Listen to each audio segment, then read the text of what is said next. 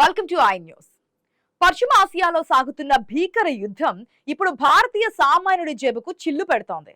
దేశంలో ముంచుకొస్తున్న ఇంధన సంక్షోభాన్ని తట్టుకునేందుకు మోదీ ప్రభుత్వం కేవలం 72 గంటల వ్యవధిలో 4 కీలకమైన అత్యంత కఠినమైన ఆర్థిక నిర్ణయాలు తీసుకుంది. బంగారంపై సుంకాలు పెంచడం, పాలు పంచదారపై ఆంక్షలు విధించిన కేంద్రం చివరిగా శుక్రవారం రోజున పెట్రోల్, డీజిల్, సిఎన్జి ధరలను భారీగా పెంచుతూ నిర్ణయం తీసుకుంది. అసలు ఈ 4 నిర్ణయాలు సామాన్యుడి జీవితాన్ని ఎలా మార్చబోతున్నాయి? ఈ స్పెషల్ రిపోర్ట్ లో చూద్దాం.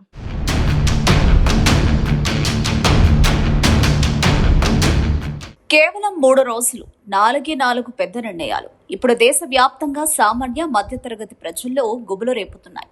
పశ్చిమాసియా యుద్ధం కారణంగా ముడి చమురు ధరలు ఆకాశాన్ని తాకుతుండటంతో కేంద్ర ప్రభుత్వం శుక్రవారం దేశవ్యాప్తంగా పెట్రోల్, డీజిల్ ధరలను లీటరుకు ₹3 చొప్పున పెంచుతూ సంచలన నిర్ణయం తీసుకుంది. గత 4 ఏళ్లలో ఇంధన ధరలను పెంచడం ఇదే మొదటిసారి. హైదరాబాద్ సిటీలో లీటర్ పెట్రోల్పై ₹3.42 పెరగ్గా లీటర్ డీజిల్పై ₹3.26 పెరిగింది. దీంతో లీటర్ పెట్రోల్ ధర ₹110.88, లీటర్ డీజిల్ ధర ₹98.96 చేరుకుంది.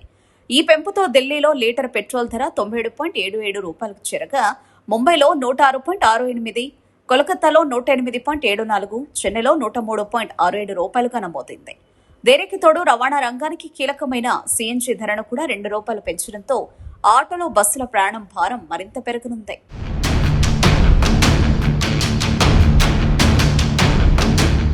ఈ ధరల పెంపునకు కొన్ని రోజుల ముందే ప్రధాని నరేంద్ర మోదీ దేశ ప్రజలకు ఒక కీలక విన్నపం చేశారు. విదేశీ మారక ద్రవ్యాన్ని, ఇంధనాన్ని ఆదా చేయడం కోసం వీలైనంత వరకు వర్క్ ఫ్రం హోం పాటించాలని, ఏడాది పాటు బంగారం కొనుగోళ్లు, అంతర్జాతీయ ప్రయాణాలు వాయిదా వేసుకోవాలని కోరారు. ఈ పిలుపుతో దేశవ్యాప్తంగా ప్రజల్లో తీవ్ర భయాందోళనలు మొదలై పెట్రోల్ బంకుల వద్ద కిలోమీటర్ల మేర క్యూలైన్లు దర్శనమిచ్చాయి. అయితే దేశంలో ఇంధన నిల్వలకు ఎలాంటి కొరత లేదని, ఆందోళన చెందాల్సిన అవసరం లేదని కేంద్ర పెట్రోలియం శాఖ మంత్రి హర్దీప్ సింగ్ పూరి స్పష్టం చేశారు.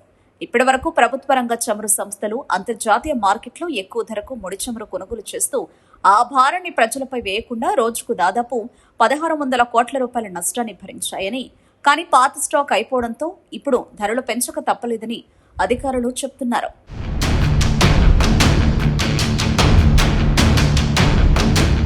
అయితే కేంద్రం తీసుకున్న కఠిన నిర్ణయాలు ఇక్కడితో ఆగలేదు. అంతకంటే ముందే మే 13న బంగారం, వెండిపై దిగుమతి సుంకాన్ని ఏకంగా 15% పెంచుతూ నిర్ణయం తీసుకుంది. అనవసరపు దిగుమతులను తగ్గించి రూపాయి విలువ పతనాన్ని అడ్డుకునేందుకే ఈ చర్య అని ప్రభుత్వం పేర్కొంది.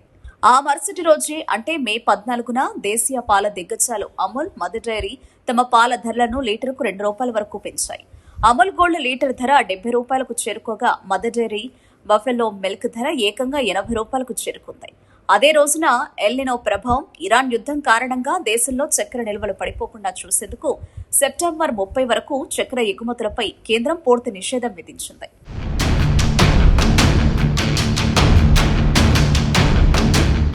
ఈ 72 గంటల్లో జరిగిన పరిణామాలు సామాన్యుడిపై మోయలేని భారాన్ని మోపాయి. విశ్లేషకుల ప్రకారం ప్రభుత్వం రాబోయే రోజుల్లో విదేశీ పెట్టుబడిదారులపై పన్ను భారాన్ని తగ్గించి రూపాయిని కాపాడేందుకు మరికొన్ని చర్యలు తీసుకునే అవకాశం ఉంది. ఏదేమైనప్పటికీ పాలు, పంచదార నుండి పెట్రోల్, బంగారం వరకు అన్నింటి ధరలు ఒకేసారి పెరగడంతో సామాన్యుడు రాబోయే రోజుల్లో తన బడ్జెట్ను ఎలా సర్దుబాటు చేసుకోవాలో తెలియక తలపట్టుకుంటున్నాడు.